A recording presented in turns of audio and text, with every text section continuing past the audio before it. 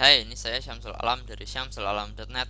Jadi, di video ini kita bakalan bahas lanjutan dari video kemarin, yaitu tentang reseller dan ghost blogging. Nah, sebelumnya saya mau bahas balik lagi sedikit ke topik tentang rekrut affiliate, karena ada beberapa hal yang saya lupa sampaikan.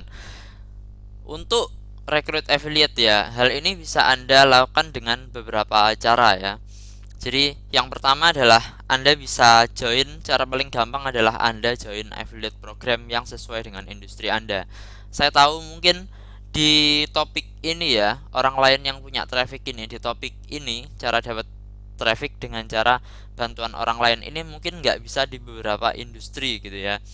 Mungkin tidak gampang dilakukan di beberapa industri. Ini itu biasanya lebih gampang dilakukan jika Anda berada di industri internet marketing gitu ya. Jadi kalau Anda misal eh, promosi produk yang ada hubungannya dengan internet marketing seperti misalnya WordPress theme atau misalnya WordPress plugin atau misalnya apa gitu kayak atau misalnya eh, ebook tentang cara dapetin traffic atau apa gitu kayak itu tuh Anda bakalan lebih gampang jual hal-hal seperti itu karena hal-hal seperti itu apa ya, industrinya itu di dunia internet marketing itu sudah terbentuk dan sudah mengakar kuat gitu ya. Bukan berarti bahwa Anda nggak bisa bangun industri lain, nggak bisa promosiin topik lain gitu ya, produk lain di industri lain gitu ya, nggak gitu juga, karena ada beberapa hal yang apa ya, yang meskipun tidak sebesar industrinya internet marketing tapi ada gitu industrinya, seperti misalnya ceruk pasar dapetin wanita gitu ya, ceruk pasar untuk memperbaiki kualitas diri gitu ya, laki-laki yang mau dapat cewek itu kan apa itu namanya, setahu saya ya itu kan salah satu caranya adalah dengan memperbaiki kualitas diri ya kan. Nah itu kan ada ceruk pasar yang seperti itu, gimana caranya dapetin wanita idaman Anda itu, kalau nggak salah PW atau apa itu ya kan. Nah seperti itu gitu. Jadi industri Anda mungkin sudah ada apa itu namanya, sudah ada pemainnya gitu. Yang perlu Anda lakukan cuma tinggal mendekati pemain-pemain tersebut, kemudian Anda lakukan teknik ini, joint venture, recruit affiliate, yang sudah saya bahas kemarin itu. Nah, cara paling gampang untuk lihat apakah industri Anda itu matang apa enggak, bisa Anda apa itu namanya, bisa Anda target atau tidak, itu adalah dengan cara lihat apakah ada kompetitornya gitu ya. Di internet apakah ada kompetitornya gitu ya. Kalau misal Anda terjun ke suatu industri yang ingin Anda promosikan di internet, kemudian Anda lihat ada kompetitornya, oke, berarti Anda bisa lakukan teknik ini gitu. Karena teknik ini itu memang Anda gunakan kompetitor Anda itu sebagai teman Anda gitu ya, sebagai bagian dari sinergi Anda gitu ya.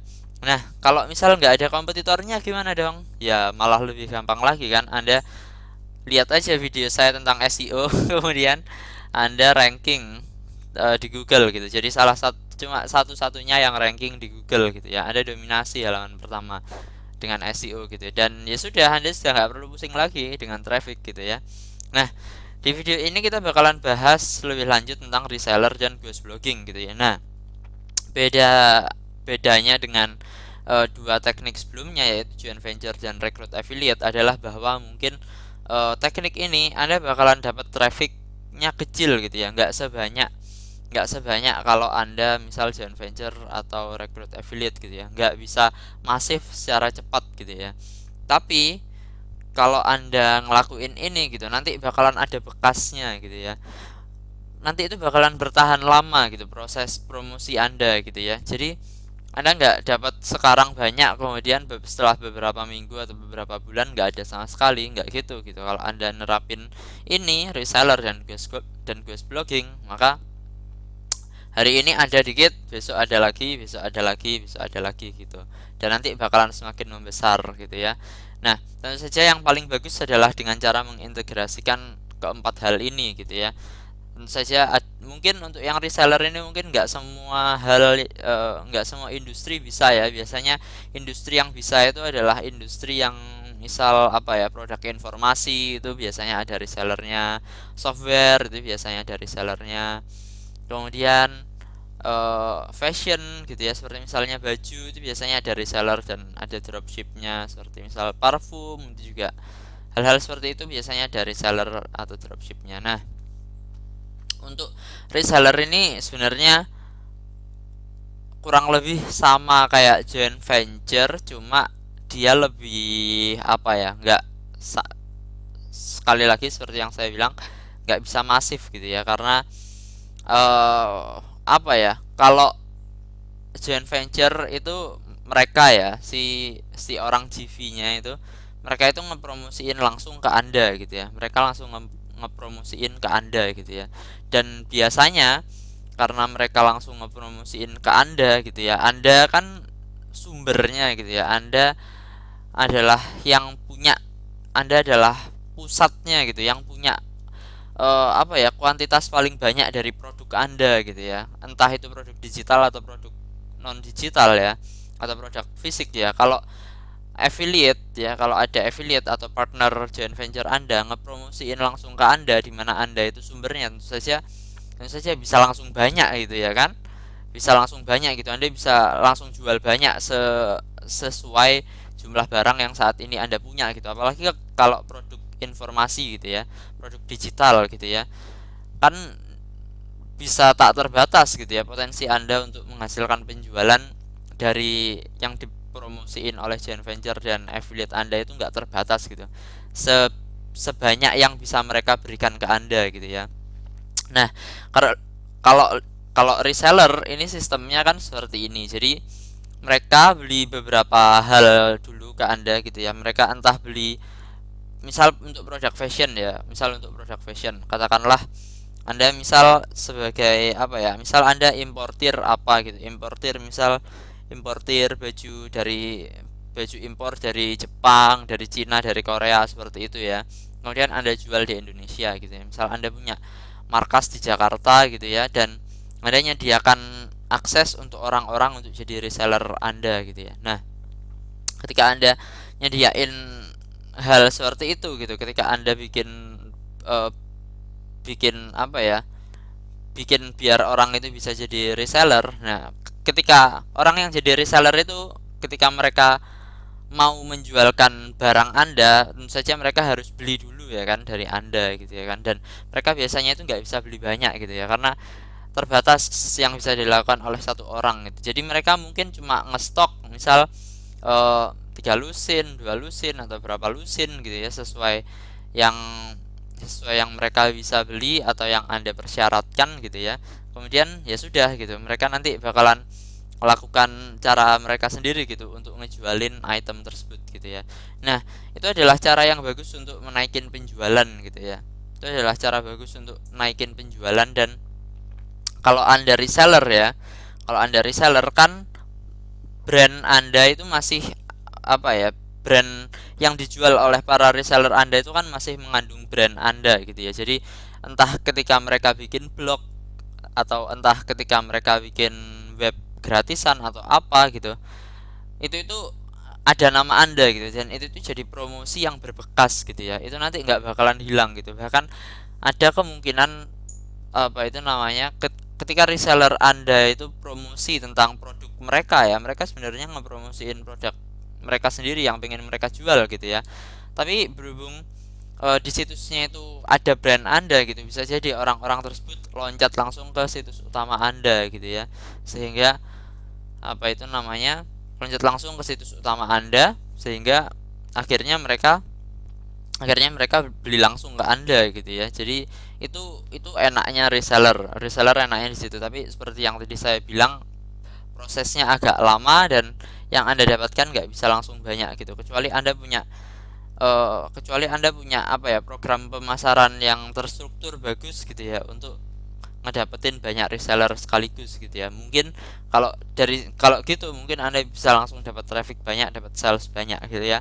Nah, yang kedua adalah dropship ya. Dropship ini mungkin saya kurang tepat ya mengatakan kalau ini adalah cara bagus untuk dapetin traffic ya, karena ketika Anda dropship itu Anda nggak bisa naruh brand Anda gitu ya di barang yang Anda kirim. Jadi saya bakalan jelasin dikit tentang sistem dropship. Jadi ini di sini sudut pandangnya adalah Anda yang menyediakan dropshipnya ya. Jadi Anda kasih akses kepada orang ya untuk menjualkan produk Anda secara langsung gitu. Jadi mereka bisa ngejualin produk mereka ya, mereka si A ya, si A orang lain tersebut itu bisa langsung ngejualin produk Anda tanpa mereka itu harus punya stok gitu. Yang mereka perlu lakukan cuma cuma nampilin produk Anda gitu ya.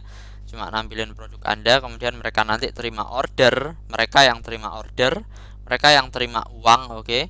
Kemudian setelah itu uang nanti bakalan diteruskan ke Anda gitu ya. Uangnya nanti bakalan diteruskan ke Anda dari mereka, uang dari pembeli ke mereka ya kan. Kemudian di mereka kan sudah di markup ya kan. Nah, kemudian yang sisanya yang tanpa markup itu nanti diberikan ke Anda, dan ketika uangnya sudah sampai ke Anda, Anda bisa ngirim barangnya langsung ke pembeli gitu ya. Dan di situ Anda nggak bisa ngasih apa ya, brand Anda, nggak bisa ngasih eh, alamat kontak Anda atau apapun gitu ya. Anda nggak etis kalau Anda bikin si pembeli itu tahu gitu kalau sebenarnya si pembeli itu belinya langsung ke Anda gitu, karena sistem dropship memang seperti itu gitu ya.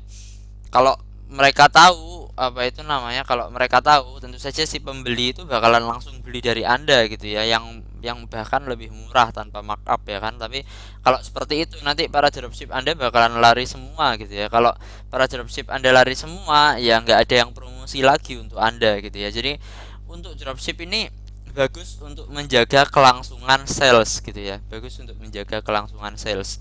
Hanya saja apa itu namanya, ini mungkin bukan cara bagus untuk dapetin traffic gitu ya. Tapi anda perlu sadar ya kalau tujuan dari dapetin lebih banyak traffic itu adalah untuk lebih banyak sales gitu ya. Dan ketika tujuan utama itu tercapai, maka alatnya itu sudah nggak diperlukan lagi ya kan.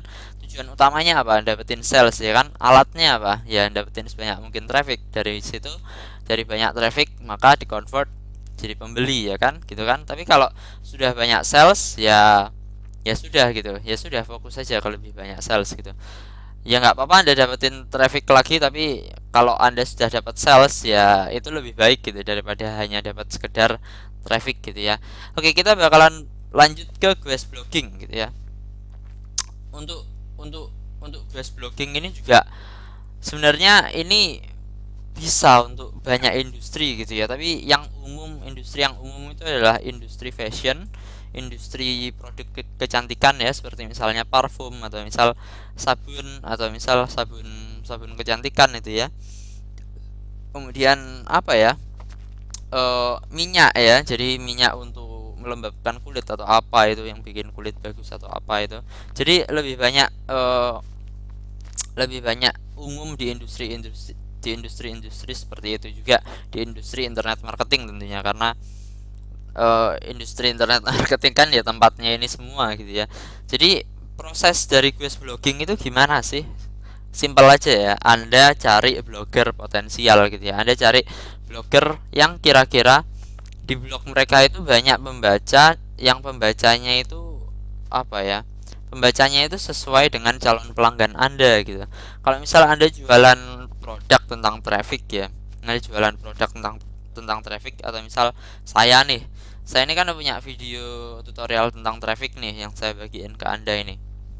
Nah, ini kebetulan saya ingin ngasih tahu sebanyak mungkin orang ya, saya ingin dapat traffic sebanyak mungkin dari orang-orang yang tertarik tentang traffic gitu ya, dari orang-orang yang tertarik tentang gimana sih caranya dapetin traffic. Nah, yang bisa saya lakukan adalah saya cari blogger ya, saya cari blog-blog yang dia itu bahas secara utama ya, blognya itu membahas tentang caranya dapetin traffic. Nah, dari situ saya bisa kenalan sama pemilik pemilik blognya ya, entah saya komen di post mereka atau apa gitu kayak ya.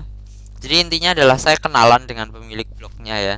Kemudian dari situ saya apa itu namanya, komeni postnya ya kan. Saya coba bangun hubungan, kemudian saya coba untuk kirim PM, biasanya saya coba untuk ngirim email, untuk ngirim apapun gitu. Pokoknya untuk stay in touch dengan dia, kemudian untuk apa ya, untuk ngasih tahu mereka tentang value yang ada di produk yang saya promosikan gitu ya. Jadi intinya seperti itu aja gitu. Kemudian dari situ apa itu namanya, entah saya bisa rekrut mereka jadi affiliate, atau mungkin kita bisa bilang seperti ini gitu, blog kamu tentang traffic ya, kebetulan aku juga ngomongin tentang traffic loh, aku juga punya produk tentang traffic, mungkin aku bisa kontribusi sesuatu di blog kamu, mau nggak kalau aku jadi penulis tamu di blogmu gitu ya. Jadi intinya seperti itu aja gitu. Jadi guest blogging itu, saya tadi lupa bilang bahasa Indonesianya, adalah Anda jadi blogger tamu ya. Jadi Anda nulis di blognya orang, tapi nanti di bagian bawah atau di bagian atas sendiri ada bio mengenai diri Anda gitu ya. Ada bio mengenai diri Anda, dan nanti di bio tersebut Anda bisa kasih informasi tentang diri Anda plus situs Anda gitu, dan Anda dapat traffic dari itu tadi, dari link yang mengarah ke situs Anda itu tadi. Ini adalah cara yang bagus juga untuk SEO ya. Jadi berhubung Anda dapat link, jadi ini juga cara yang bagus untuk SEO. Tapi yang penting adalah bukan linknya gitu ya, karena link dari ghost blogging itu bisa hilang gitu ya, bisa jadi sumber penalti gitu ya. Google sekarang lebih agresif dengan dengan ghost blog ya, apalagi kalau ghost blognya, kalau ghost blog aneh gitu ya. Jadi Google, saya nggak membahas tentang SEO sebenarnya di video ini, tapi nggak apa-apa lah, saya bakalan bahas sedikit. Jadi Google kurang lebih mereka punya teknologi yang memungkinkan mereka untuk tahu bahwa ada link gitu ya menuju situs Anda, tapi mereka tahu gitu apakah link tersebut sering diklik oleh orang atau tidak gitu ya. Link yang tidak pernah diklik sama sekali, Anda punya link ke situs Anda, kemudian link tersebut jarang diklik oleh orang, itu nilainya itu lebih kecil daripada link yang ada di blog orang gitu ya menuju situs Anda, dan linknya tersebut sering diklik oleh orang. Jadi eh, jadi Google punya teknologi itu kurang lebih ya, mungkin nggak secanggih yang saya bilang ya, tapi ya kurang lebih dia bisa deteksi hal-hal seperti itu, mungkin dengan misal teknologi Google Analytics-nya atau apa gitu ya. Saya juga kurang begitu tahu. Tapi kalau itu benar gitu ya, kalau misal itu benar ya, itu masih rumor by the way, jadi nggak usah Anda terlalu serius tentang hal tersebut. Kalau itu benar ya, tentu saja ya nggak jadi masalah gitu ya, bagi Anda gitu, karena memang yang saya sarankan adalah Anda cari ghost blogger yang beneran ghost blogger yang beneran punya blog aktif gitu ya, yang punya pembaca, yang ketika Anda nulis artikel di blog tersebut, orang-orang bakalan eh, suka dengan artikel Anda gitu ya. Jadi sesuai ya topik topik dari blognya dengan artikel Anda, dan mereka suka dengan artikel Anda, dan akhirnya cukup penasaran untuk pingin tahu tentang Anda gitu ya, sehingga mereka mengklik link Anda gitu ya.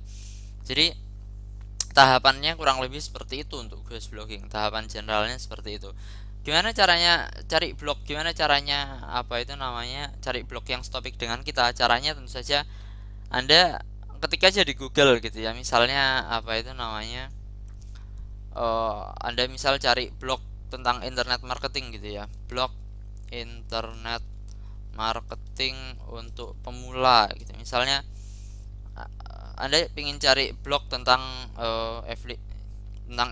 tentang internet marketing gitu ya, dan yang baca itu Anda ingin pemula gitu ya. Nah, Anda bisa cari dengan keyword seperti ini ya. Jadi awal Anda kasih blog, kemudian di bagian belakangnya Anda kasih topik Anda gitu ya. Kemudian ya sudah, di sini ada banyak sekali blog, entah itu di Blogspot atau di apa gitu kayak. Nah, dari sini Anda bisa mulai cari blog ya, bukan situs ya, blog yang beneran blog. Jadi ada penulis yang nulis secara berkala gitu ya, tiap hari atau tiap 2 hari atau tiap minggu gitu ya, dan ya gitulah, mereka bangun relasi yang bagus dengan pembaca mereka gitu ya.